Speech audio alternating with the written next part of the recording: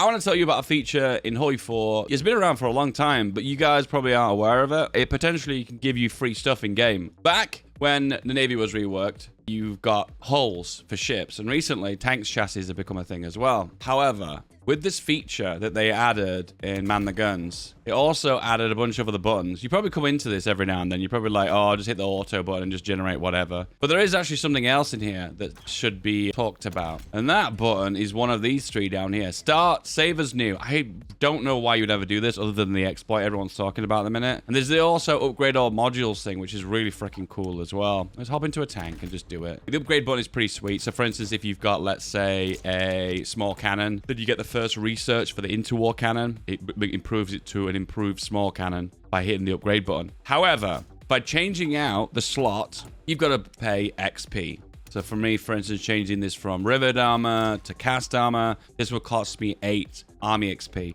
This is something to be aware of, by the way, because sometimes you forget that some of the upgrades are more expensive than others. Look, all these are really cheap, these modules. But sloped armor is 10. Extra cannons and machine guns are 1. Radio is 1. Changing the engine out is expensive too. It costs 6. It's just something to be aware of anyway. Changing the suspension is quite expensive. I guess the idea behind it is the more drastic the change you're making to the vehicle, the overall immortal cost. The reason we're here and we're talking about this is talking about the magic button. We're going to go look at the Panzer II HOI4. The reason I'm here today is to talk about this button. See this one? The auto upgrade button. When checked, this feature will automatically be upgraded when better chassis and modules become available. So boom, we hit that. It costs you 0 XP. Now, this tank will auto upgrade. The definition of what an upgrade is isn't very clear, but I'll go through some of them. I think if I upgrade the cannon to the improved auto cannon, which is one of the more advanced AA techs, it will cost you 1 army experience. Not a great deal, doesn't break the bank, but it's something to be aware of. Particularly if you're early game and you don't have a lot of XP, because you don't tend to have a lot like ready at the start of the game in 1936. So we're going to go for this one. You see, it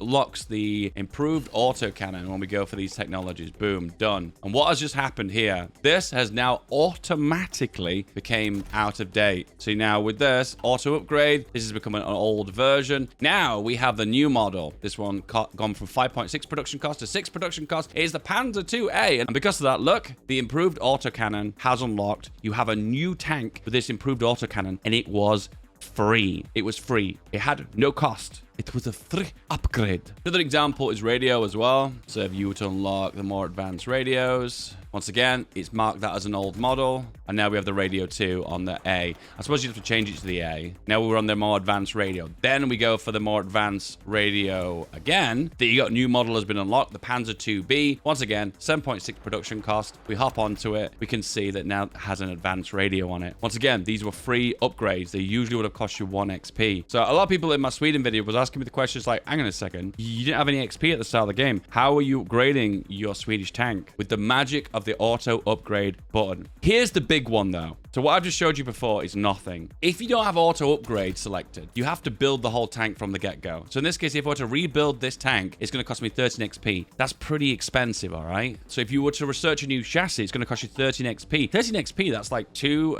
upgrades for battalions on a division. So that's pretty big. That's something you don't really want to be spending money on. However, if you have the auto upgrade option and you were to research the next chassis, it marks the old one you've got as the old chassis, and now it's unlocked the advanced light tank chassis, and with it all the previous upgrades. So you have just unlocked a tank here, upgraded it for free, and it would have cost you 13 army XP. This will add up in the long run. This means you have more XP to spend on your officer cores. This means you have more XP to spend on your doctrines. Overall, it means you have to faff about in this menu by rebuilding the tanks from the ground up. Honestly, this button is fantastic. There are a few caveats though. There's been a few times that you upgrade something, the tank won't upgrade in any meaningful way. However, it will still class it as a new vehicle. That is a bug. Changing from cast to riveted or riveted to welded or any different order isn't classed as an upgrade either. Changes to the suspension aren't classed as upgrades. Engines or armor, these don't naturally go up and down even though you've got the corresponding upgrades. And the only applies to the ones that have like these eyes next to them. See this like eye. If you were to upgrade one of those, you would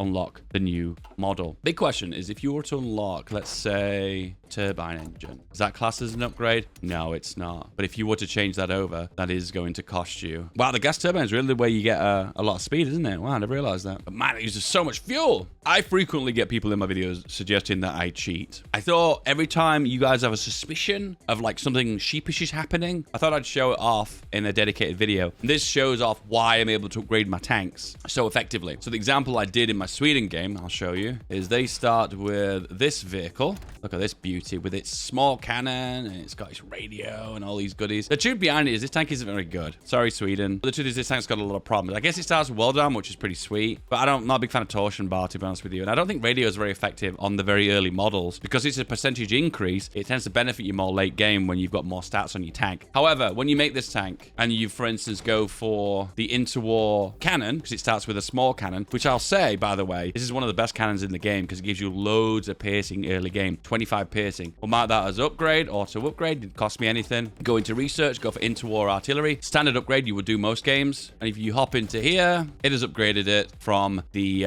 small cannon to the improved small cannon with a massive 50 piercing.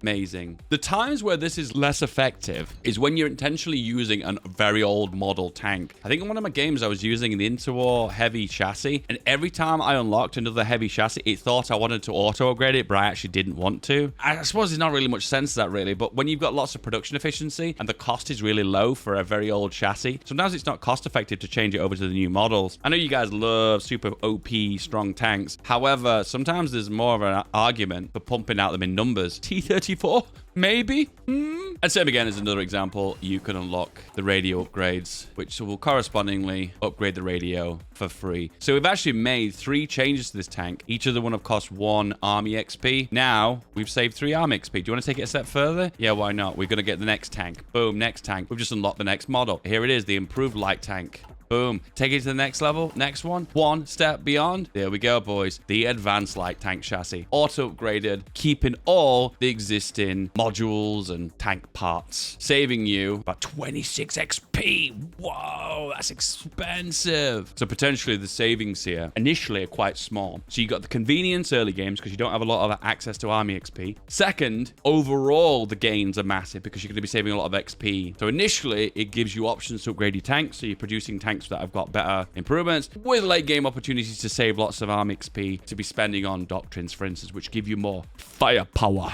Does it affect production efficiency? No, because it doesn't change it out. If you are producing an old model of tank and you get a new model that auto upgrades, it will create a new equipment for it. So this won't automatically change over. You have to manually change it. And when you do manually change it, you will take a hit on production efficiency. More so if you're concentrated, less so if you're dispersed, because that's how production efficiency retention works. Someone asked me, does this work for ships? Yes, it really does. So we've got the upgrade all modules button. You can hit that, but you've got to spend the XP, so I wouldn't recommend that. So let's upgrade this one. So let's put this on auto upgrade. We'll start producing some of these boys. The coastal defense ship. Wow, a work of art. So what's it got? So we've got light guns on it. So we've improved the light guns. Boom, boom, boom. So this is marked as an old model. This is a button I've never hit for navies, by the way. This also gives you the extra bonus as well of being able to refit more efficiently as well. Not that you ever really want to do that, but the option's there for you anyway. Surprisingly, this has not actually resulted in any actual upgrades. The AA is improved.